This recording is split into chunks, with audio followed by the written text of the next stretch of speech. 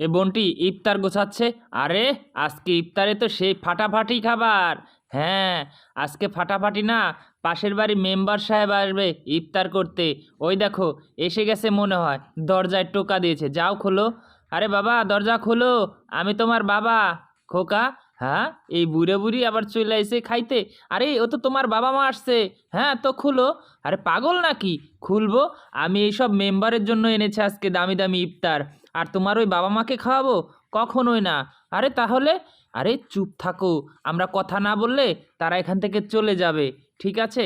পরে বলল নাই, ও মনে হয় ঘরে নাই, চলো আমরা ছোট ছেলের ঘরে চলে যাই। আচ্ছা, আপদটা বিদায় হয়েছে, চলো এবার আমরা ইফতার করি, আজান দিছে। তখনই সেই ইফতারগুলো হাওয়া হয়ে গেল। আরে ইফতার কই গেল? আরে এখানেই তো ছিল।